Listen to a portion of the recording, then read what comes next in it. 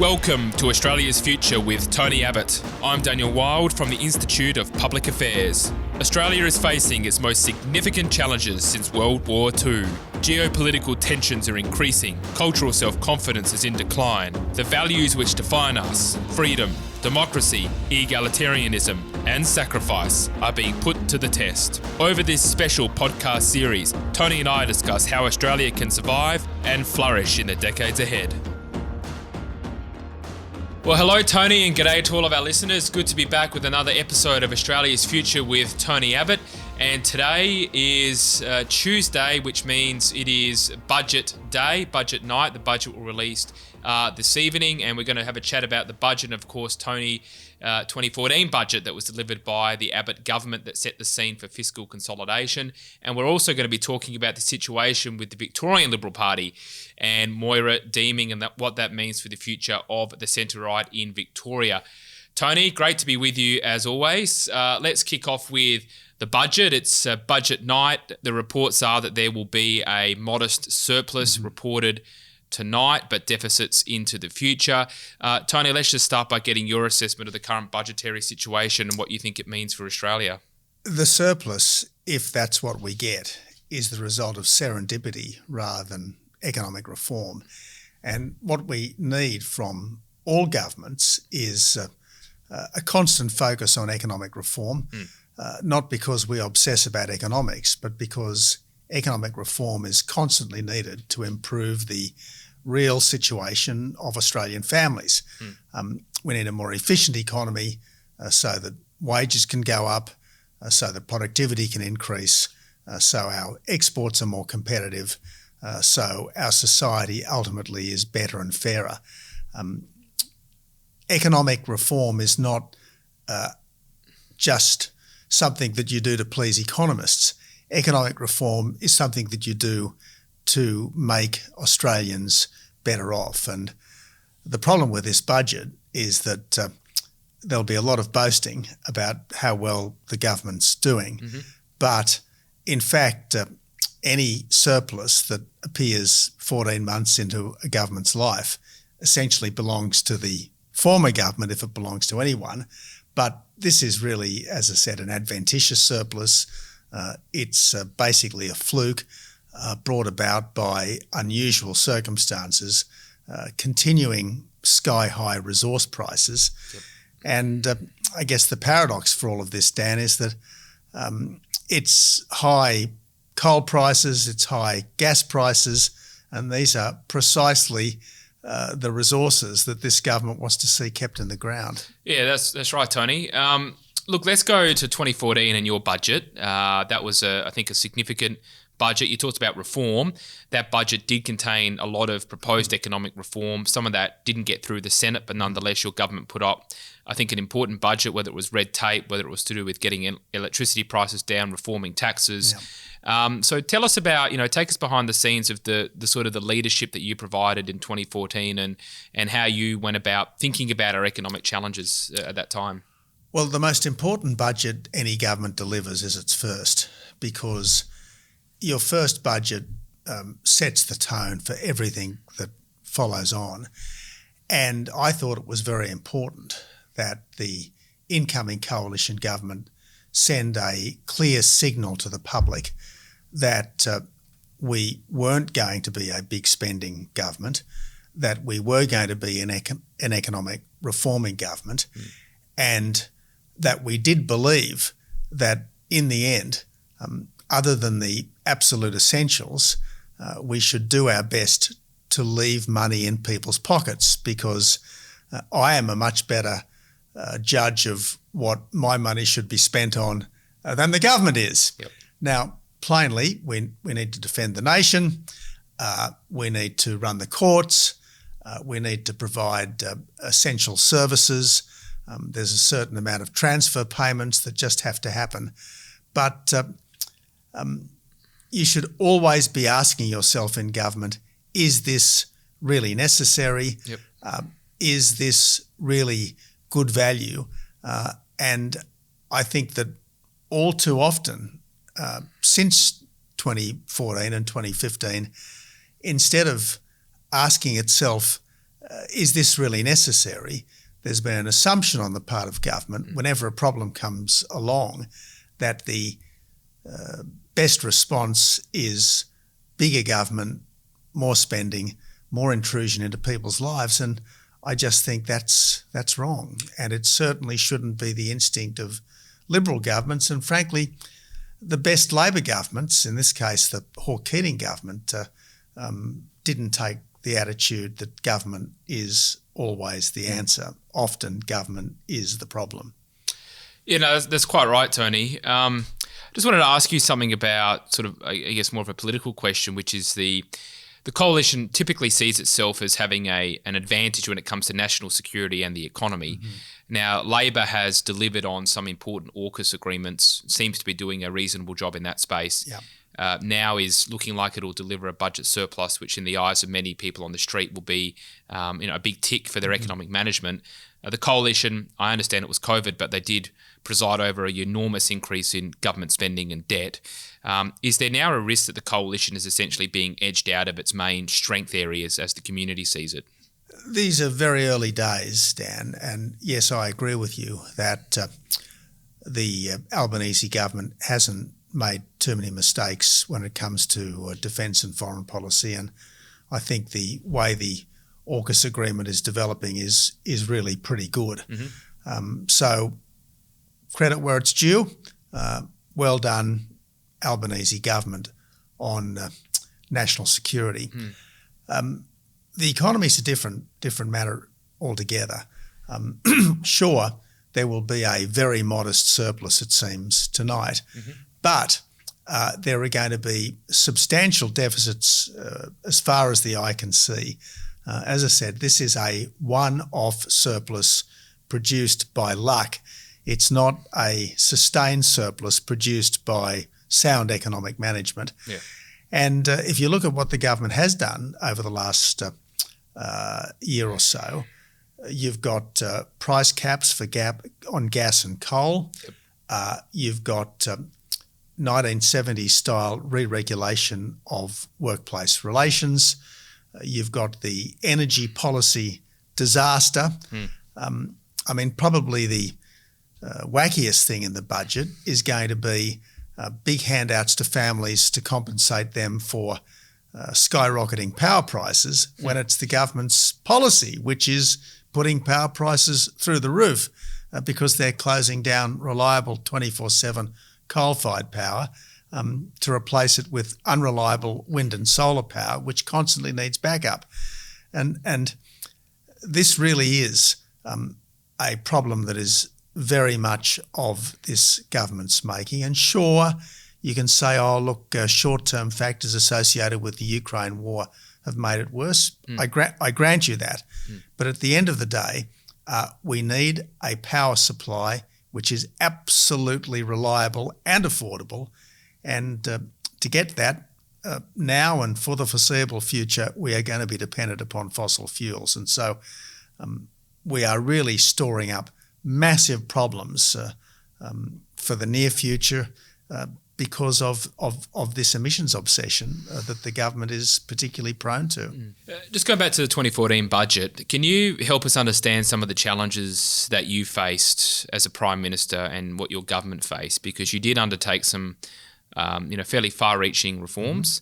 There was a lot of pushback from the Senate and also from sections of the community that were saying you were, cutting spending and, reducing welfare payments and so forth. And that meant that a significant majority of the budget measures that you had passed through the lower house ultimately did not succeed in the Senate. Can you tell us and talk us through some of the challenges that you faced there? Well, first of all, Dan, could I just clear up some of the myths? It's a myth that promises were broken in the 2014 budget. It's a myth that spending was slashed. What happened was that we substantially reduced the rate of growth, but we did not go in and slash and burn. And in terms of spending on education and health, I had very clearly flagged and was heavily attacked for it during the 2013 election campaign that we were only committed to the Rudd-Gillard increases in spending for the then forward estimates. Yep. And sure, there was a significant reduction in the rate of growth in the 2014 budget in the final out year, but that was exactly what we had said we would do during the election campaign. And Joe Hockey and I were very, very careful throughout the period leading up to the 2014 budget not to break any election commitments. Now, sure, there were things in that budget that some people didn't like the Medicare co-payment, but we made no commitment not to have a Medicare co-payment. Overall, health spending continued to increase. Some of it was redirected from the sorts of things that Labor loves into the Health and Medical Research Future Fund. Education funding continued to increase, albeit at a slower rate beyond the previous out years. We did try to get students to make a bigger contribution towards their university education. Yep. We did try to ensure that people would be more focused on work by saying to young people in particular, you can't leave school and go on the dole. You had to either learn or earn. But welfare for 18 and 19-year-olds was not an option. Yep. We did say that we were going to progressively raise the pension age from 67 that the Labor government had raised it to 70. That was one of the measures that was blocked in the Senate. But I guess the difference was that in opposition, we supported sensible changes by the Rudd-Gillard government. For instance, we supported the Gillard government's moving people off the parenting payment onto unemployment benefits once the youngest child reached 8, because we thought that the best form of welfare is work, and it's frankly better for the kids if mum or dad is in work rather than on a parenting payment. So look, we supported the sensible economic measures, not that there were that many of them, that Rudd-Gillard government took. Of course, Labor didn't return the favour when we were in government. Just as the Howard government had supported most of the the Howard opposition had supported most of the Hawke government's reforms, the Abbott opposition supported anything that genuinely was a reform from the Rudd-Gillard government. But Labor takes it when they're in government, but they don't give it when they're in opposition. No, indeed, Tony. No, thank you for that context and overview. I'd like to turn now to the situation in Victoria and the never-ending saga with Moira Deeming, and we've talked about this before. So to bring everybody up to date, there is going to be a second motion to expel Moira Deeming from the Parliamentary Liberal Party, which I believe is going to be held this Friday at a meeting. This comes after a meeting held a few weeks ago where there was originally going to be a motion to expel. During the course of that meeting, that option was shelved. The outcome was that Moira would be suspended for 9 months, whereupon, if she met some conditions, apparently she would re-enter the Parliamentary Party. There was confusion about the minutes of the meeting. Moira basically said that I'm looking into taking legal action in relation to being exonerated as a Nazi sympathiser. Then there was some pushback as a result of that. It's bizarre how we've gotten into this situation, but the long and short of it is that it looks like Moira Deeming will ultimately be expelled from the Parliamentary Liberal Party, which I think is a dramatic overreach by the Liberal Party leadership. Tony, could I just get your assessment of the current situation? Well, remarkably, the minutes have been published. I don't quite know how they came to be published, but they have been published, and apparently this is the agreed minutes, not one version that's contested. Yep. But the minutes were published last week in the Australian newspaper, and the minutes of that meeting in late March provide for three things. First of all, they said that Moira would be suspended for 9 months, but it seems that there was an automatic readmission after 9 months. Yep. Second, that there would be a joint statement between Moira and the party leader clearing her. And third, there was this declaration that no one believes that Moira Deeming is a Nazi or a Nazi sympathiser. So those minutes are completely clear, Moira. And you've got to ask yourself, why is she even suspended, given that it's agreed by the party room and by John Pizzuto. She's not a Nazi or a Nazi sympathiser, so why can't she just stay in the party room as she was elected to do? Why can't that happen? Well, it seems that there's now this problem that some people think is very serious, that she was talking about some kind of legal action last week. Well, my understanding, gained from what I've read in the papers, is that she was trying to look at ways of getting John Pizzuto to honour his commitment to issue a public statement clearing her.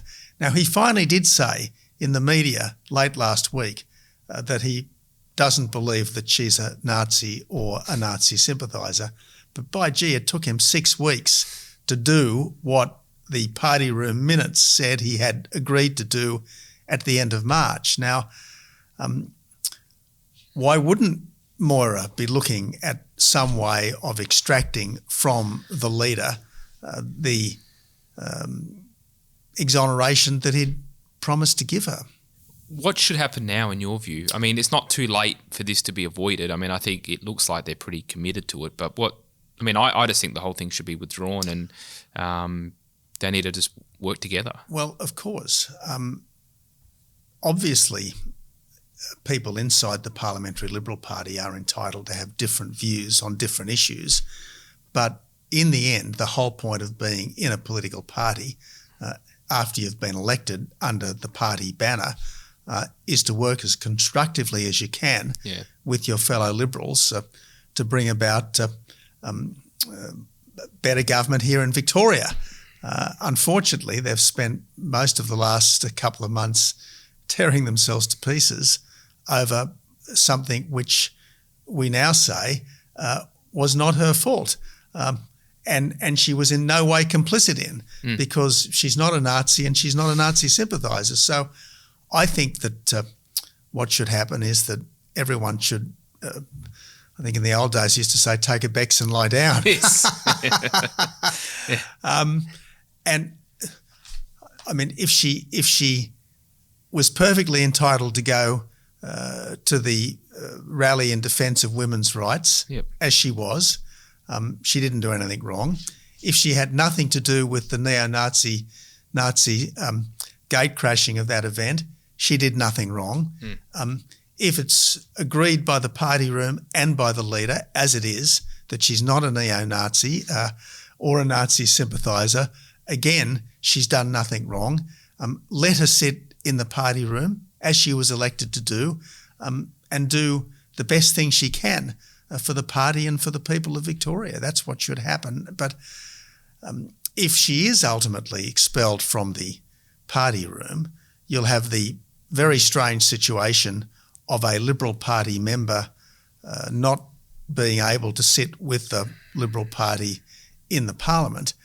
And a pretty clear message will have been sent to the people of Victoria that a forthright Conservative woman cannot be a member of the Parliamentary Liberal Party. Now, I thought we were supposed to be attracting women into public life, not saying to them, well, if you happen to be a Conservative woman, well, there's no place for you in the Liberal Party. I mean, surely it is the job of the Liberal Party to represent, amongst others, Conservative women, not exclusively Conservative women, as John Howard often said. Our party is the custodian in this country of two political traditions, the small L Liberal tradition of John Stuart Mill and the small c Conservative tradition of Edmund Burke. Well, Moira Deeming appears to be more in the small c Burkean tradition than in the small L Millian tradition, but there has got to be a place inside our broad church Liberal Party for small c Conservatives such as Moira Deeming. And if there isn't, I really do fear for the Liberal Party's future.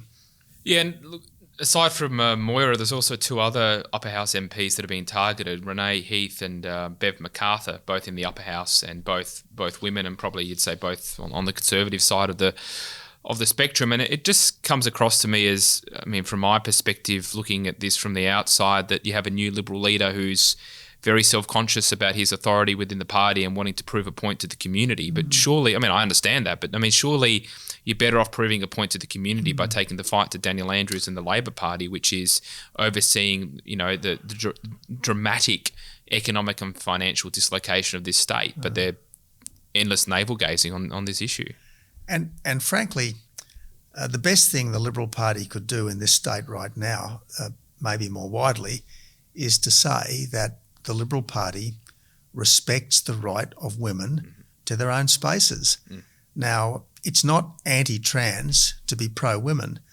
It's not anti-trans to say that biological men shouldn't be allowed into women's facilities. They just shouldn't, because women should be able to feel completely safe in their own facilities. And I would commend that thought to all leading Liberals. Yeah, how would you have, I mean, you know, as leader of the Liberal Party and the coalition, I mean, you would have had to have managed a variety of different personalities and a variety of different styles. I think you did, an overwhelmingly good job in managing that for a number of years. Well, I mean, how did you sort of go about managing, there's ideological differences, but there's also temperamental differences. You've got ambitious people. Yeah. What's your sort of lessons of leadership in that space? Dan, the best way to unite the Liberal Party is to pick a bloody big fight with the Labor Party. And that's the best way to unite the Liberal Party. And on a whole host of issues, but particularly border protection and the carbon and mining taxes, that's exactly what I did. Now, you'd think that there are all sorts of grounds on which to attack the Dan Andrews government. There's obviously a budget crisis. There's obviously mismanagement of the health system. He apparently wants to give public servants 5 days' pay for 4 days' work. Political correctness is completely rampant in Victoria, pushed by the Andrews government. You've got these injecting rooms that he wants to bring in, which he promised not to do previously. There are all these corruption issues that are dogging the government. This is a target-rich environment for a Liberal Party which wanted to go on the attack rather than simply engage in fratricidal cannibalism. Look, I mean, just to round out the conversation, my view is that the next election really is up for grabs here at the state level. It might sound a bit outlandish, but this is ultimately, as you'll know from politics, things go slowly then quickly. And if you can kind of keep prosecuting a case day after day, I think there's a real opportunity. But they need people like Moira in the party because she is fearless. She will say things that other people will not. And I accept that Moira's views are not the views of everybody, but she has the capacity to reach an entirely new constituency, and she will do that in her own way, in her own style. And I just think people like Moira have to have a role in the Liberal Party. But it shouldn't be contentious inside the Liberal Party that women have a right to their own safe spaces. If women should not have to have biological men coming into their change rooms, coming into their facilities. They just shouldn't have to have that thrust upon them. Now, Moira may well be more forthright in putting forward a view on this than others, but it should not be a contentious view inside the Liberal Party. It really should not. And to expel someone for stating something that really should be self-evident, and that most people I think agree is not only bizarre, it's an exercise in Stalinism. Well, Tony, I think that's a pretty good note on where to leave the conversation. So thank you again for your insights and your thoughts and analysis, and we'll chat again in a couple of weeks. We certainly will, Dan. This is a production of the Centre for the Australian Way of Life at the Institute of Public Affairs. To find out more, visit australia.ipa.org.au.